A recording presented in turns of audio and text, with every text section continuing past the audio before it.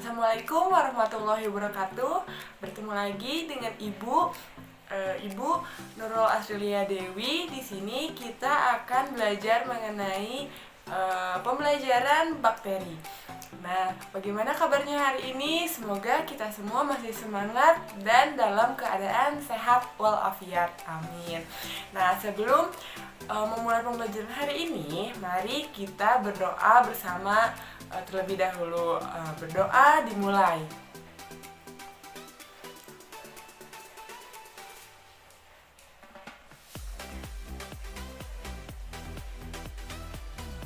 Berdoa selesai. Nah, jangan lupa untuk mengisi absensi di aplikasi SPI. Nah, pada pembelajaran sebelumnya kita telah mempelajari mengenai struktur, ciri, dan cara hidup mengenai bakteri. Nah, apakah kalian masih ingat bagaimana struktur dari bakteri? Nah, struktur dari bakteri tidak memiliki alat reproduksi. Oleh karena itu, kita akan kebingungan bagaimana membedakan antara jantan dan betina pada bakteri. Oleh sebab itu, bagaimana sih reproduksi bakteri itu? Nah, pada pembelajaran hari ini kita akan membahas mengenai cara reproduksi bakteri dan peran bakteri dalam kehidupan. Mari kita bahas dalam pembelajaran hari ini. Sebelum memulai pembelajaran, Ibu akan menyebutkan dahulu mengenai tujuan pembelajaran yang akan kita capai pada pembelajaran hari ini. Yang pertama, peserta didik dapat menjelaskan cara hidup bakteri secara aseksual. Lalu, peserta didik dapat menjelaskan cara hidup bakteri secara seksual. Lalu, peserta didik dapat menyebutkan peranan bakteri dalam kehidupan. Lalu, peserta didik dapat mengidentifikasi berbagai penyakit yang disebabkan oleh bakteri. Lalu yang terakhir, peserta didik dapat membuat laporan tertulis mengenai peranan bakteri dalam kehidupan.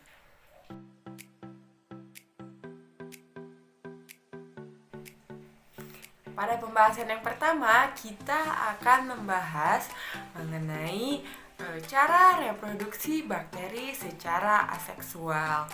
Nah, bagaimana cara reproduksi bakteri secara aseksual? Nah, cara reproduksi bakteri secara aseksual artinya bakteri melakukan reproduksi tanpa melakukan adanya pertukaran materi genetik antar bakteri. Nah, reproduksi ini biasanya dilakukan dengan cara pembelahan biner. Pembelahan biner itu apa? Pembelahan biner adalah pembelahan bakteri yang terjadi secara langsung atau amitosis yang tidak melalui tahap-tahap pembelahan tertentu seperti pembelahan mitosis. Nah, pembelahan biner karena pembelahannya itu terjadi secara langsung, maka bakteri akan langsung membelah tanpa adanya tahap-tahap tertentu, misalnya dari 1 menjadi 2, 2 menjadi 4, lalu 4 menjadi 8, dan seterusnya.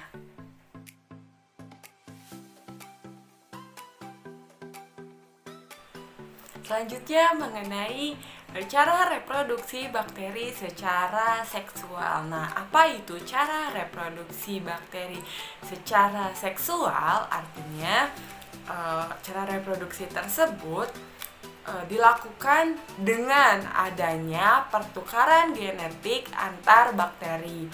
Nah, karena adanya pertukaran genetik antar bakteri, nantinya dalam cara reproduksi bakteri ini akan dihasilkan rekombinasi gen yang menghasilkan anakan bakteri yang memiliki materi genetik campuran dari induknya.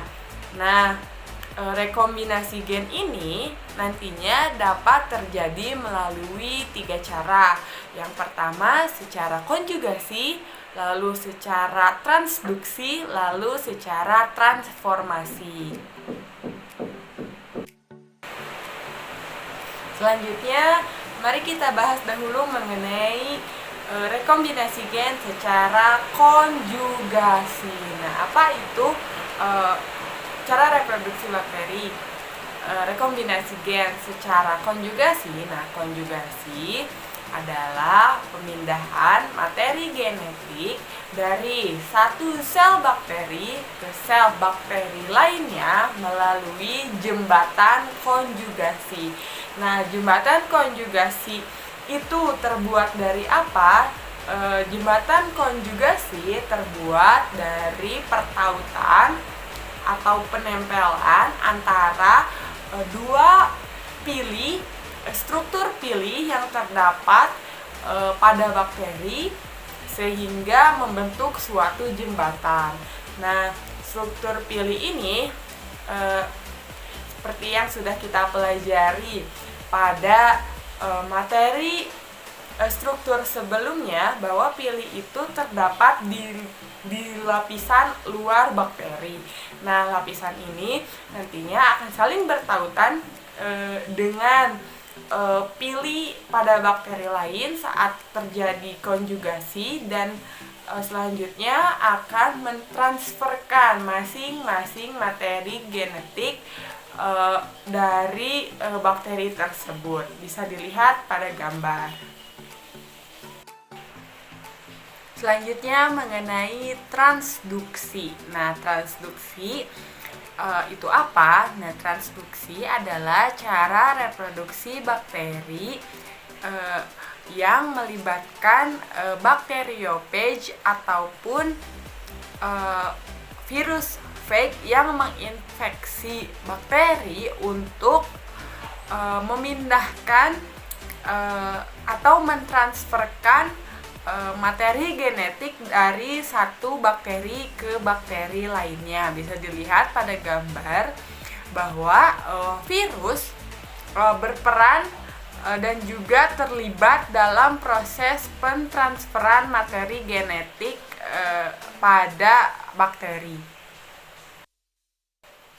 Selanjutnya yang akan kita bahas adalah mengenai transformasi. Nah, transformasi terjadi akibat masuknya suatu materi genetik dari sel bakteri lain ke dalam suatu bakteri, sehingga susunan bakteri materi genetiknya pada bakteri tersebut berubah. Nah, bisa dilihat pada gambar bahwa materi genetik dari sel bakteri lain masuk ke dalam bakteri, lalu masuk ke dalam plasmid, dan selanjutnya mengubah susunan materi genetik pada bakteri tersebut.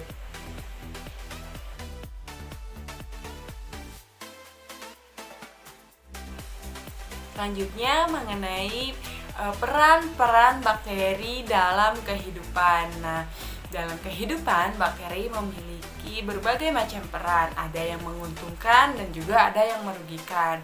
Nah, untuk yang menguntungkan, bakteri ini memiliki peran di berbagai macam bidang, misalnya seperti pertanian, industri, farmasi, maupun di lingkungan sebagai pengurai.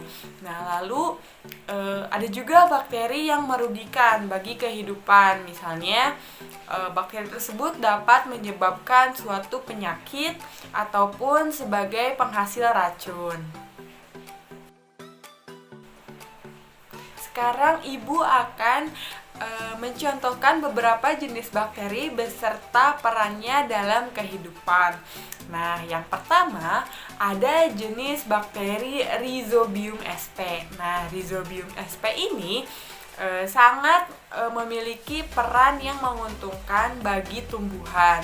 Nah, jika kalian pernah melihat akar dari tanaman kacang-kacangan, maka akarnya itu akan memiliki bintil-bintil kecil yang berbentuk bulat. Nah, pada bintil-bintil kecil tersebut, jika kita lihat melalui mikroskop, maka di dalamnya terdapat jutaan bakteri yang berperan sebagai pengikat nitrogen untuk tumbuh kembang tumbuhan tersebut. Bisa dilihat pada gambar bahwa akar dari tumbuhan kacang-kacangan memiliki bintil-bintil kecil yang di dalamnya terdapat bakteri Rhizobium sp yang berfungsi sebagai pengikat nitrogen.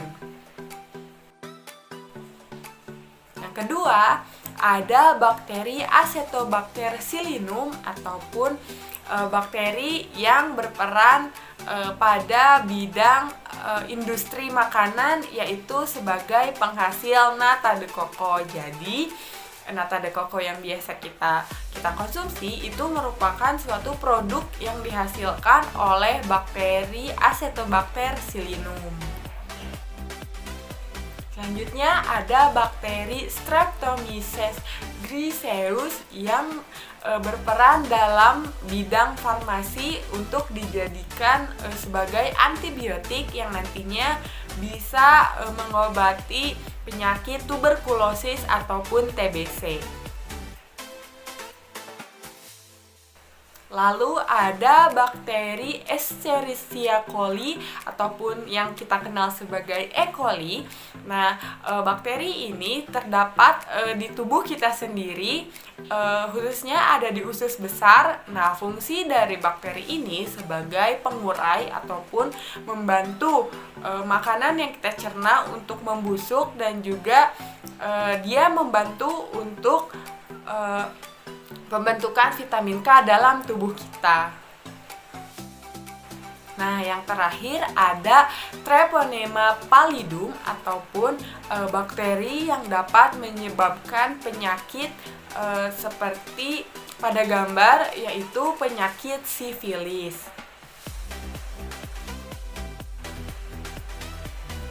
Mungkin sekian pembelajaran yang dapat Ibu berikan pada hari ini. Tetap semangat, jangan lupa untuk mengisi LKPD yang sudah Ibu sharekan. Lalu jangan lupa juga untuk deadline-nya. Nah, jangan lupa juga untuk mengisi presensi. Sekian, wassalamualaikum warahmatullahi wabarakatuh.